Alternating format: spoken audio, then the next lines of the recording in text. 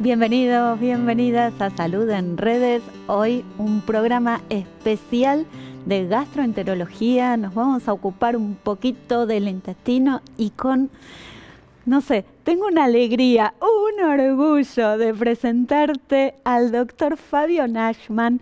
Él es jefe de servicio de gastroenterología del Hospital Universitario de Favaloro, pero aparte un divulgador científico, realmente, lo conoces de las redes, por supuesto, pero aparte la responsabilidad con la que nos habla y nos reta, porque a mí me encantan las historias donde nos reta y se ríe. Gracias, Fabio. Gracias por la invitación, Marina. Muy amable. Bueno, no, por favor. A ver, vamos a meternos específicamente hoy con todas las dificultades que nos trae el trigo a determinadas personas, ¿no? Y son muchas más que me decías fuera del aire, que la enfermedad celíaca. Totalmente. O la intolerancia al gluten, como... Bien.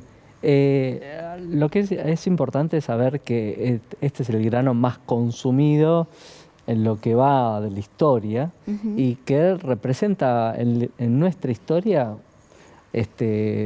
un gran componente, ya desde Egipto, pasando por Grecia, siempre representó un alimento, hasta inclusive el mismo pan representa el cuerpo del Mesías en la principal religión que tenemos aquí en la Argentina. Totalmente.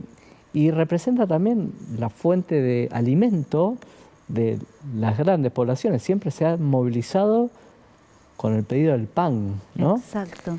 Y el grano de trigo, más allá de que sufrió cambios a mediados del siglo pasado por hambruna, se hicieron algunos cambios en el trigo para que sea más resistente.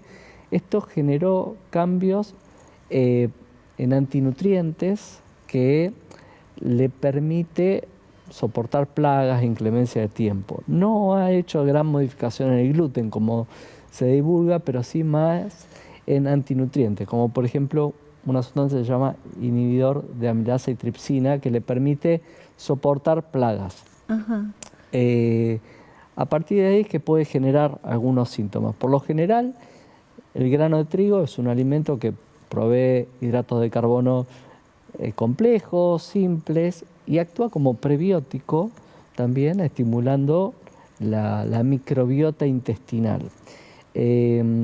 Solo que debemos adaptar la forma en que se consume, por ahí con fermentaciones más largas, para tolerar mejor desde el punto de vista digestivo. Es un alimento que, si no hay un trastorno importante, no debería faltar dentro de todo la alimentación o la pirámide de alimentación. No tiene que ser la base, lo principal de la alimentación, pero sí podría estar. Es un alimento que inclusive forma parte del menú de zonas azules, donde, por ejemplo, tienen longevidad. Claro. Y no tienen algún tipo de enfermedad.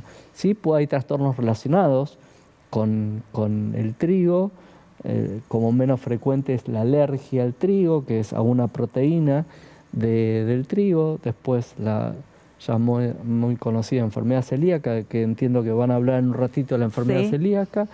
Luego, algo bastante más frecuente, que es la sensibilidad al gluten o trigo no celíaca, que es un fenómeno que no es autoinmune, sino es inmunológico, y puede generar síntomas no solo digestivos, sino extradigestivos, donde puede haber cefalea, puede haber manifestaciones en la piel como eczemas, cansancio, dolores musculares o articulares, neblina mental, a veces rinitis.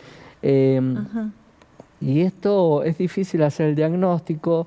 Se estima que el porcentaje de la población va entre el 10 y el 20%, porque no siempre se sospecha, por lo cual no siempre se diagnostica, y no tiene un biomarcador que uno pueda decir, bueno, está el anticuerpo, se hace el diagnóstico. No disponemos de esa herramienta, por lo cual el diagnóstico es con sospecha. Y luego, lo más frecuente que le pasa a toda la población, sobre todo con la harina que consumimos, muy refinada, poco fermentada, es la intolerancia a los fructanos del trigo, digamos, al azúcar que viene en el trigo, que a veces no está digerida completamente, entonces el individuo lo consume, no termina de digerir la parte intestinal y fermenta a nivel del colon y genera distensión, como le pasa a la gran mayoría que va y se come una pizza al molde, en el cual todo el mundo sale distendido de una pizzería, y eso tiene que ver a veces con una falta de fermentación, falta de tiempo de darle, y no estar leudando de forma artificial, sino permitir que las mismas bacterias vayan rompiendo los enlaces de muchos hidratos de carbono y de gluten también, y se tolera mucho mejor. Perfecto. Bien, a ver, el tratamiento, entre comillas, sería a seguir, es cuidarse con la alimentación, tener algún tipo de restricción exhaustiva. La idea es que tratamos que la persona no tenga restricción que no sean necesarias. A veces hay patologías que llevan a generar una restricción puntual de algún alimento, pero tratamos de que esto no sea así. Los alimentos hoy son tratados como veneno y no lo son.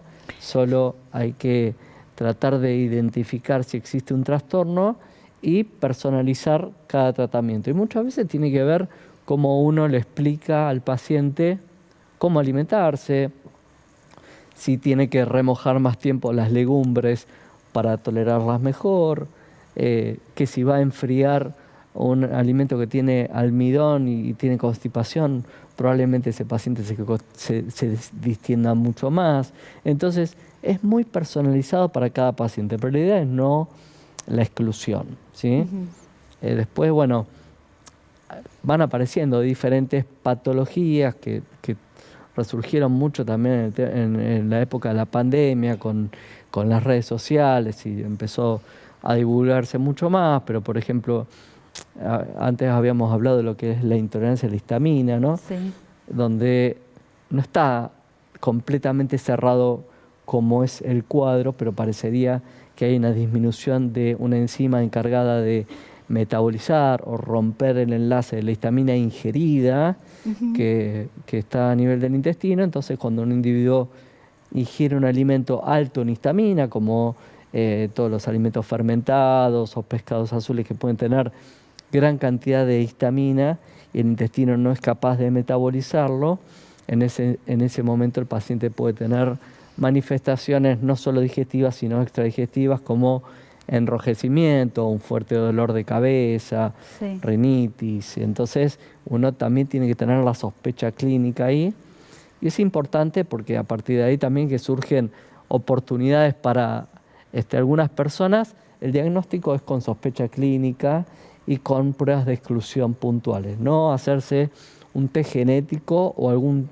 análisis de sangre para hacer el diagnóstico, porque las guías clínicas desaconsejan ese tipo de estudios, porque lo principal es la sospecha clínica, y para eso un buen gastroenterólogo clínico o un clínico que tenga en la cabeza el cuadro, lo sospeche e intente hacer el diagnóstico con exclusión de determinados grupos de alimentos, reintroduciendo luego, probando con el paciente para no tener tan limitada la alimentación, que es lo que solemos ver cuando llegan al consultorio. Llegan pacientes o con desnutrición o con grandes exclusiones de alimentos, con muy mala calidad de vida, con temores a comer realmente a la hora de comer, por todos estos diagnósticos a veces erróneos, y muchas veces detrás de esto también se esconden los trastornos de conducta alimentaria también, ¿no? Totalmente. Por eso te voy a agradecer esta charla. Muchísimas gracias. Y te voy a agradecer, decía al principio, los retos. Red se ocupa mucho de las personas que están haciendo divulgación y de cómo se hace comunicación en salud. Y es sumamente cuidadoso, uno a uno, la clínica siempre soberana. Esos son como los lemas que se desprenden de sus cuentas, y realmente quiero agradecértelo, porque es fundamental tener voces así en en la ciencia. Muchas gracias. Sí, yo la verdad que trato de justamente divulgar con seriedad, no vincular a ningún producto. En nuestra alimentación bien balanceada no es necesaria la suplementación, solo es necesario entender cómo es la alimentación, perderle el miedo al alimento, no seguir con los miedos y los sustos que siguen ahí las redes sociales, y siempre recurrir al médico de cabecera con franqueza, preguntarle. Hoy obviamente lo que mencionamos, cualquiera con un celular o una computadora cree que puede estar por encima, y siempre poder establecer el diálogo, sacarse las dudas con el médico. Así que esa parte se viene toda una etapa diferente con respecto a lo que es la inteligencia artificial, ¿no? Muchas gracias, Fabio. No, por favor. Me voy.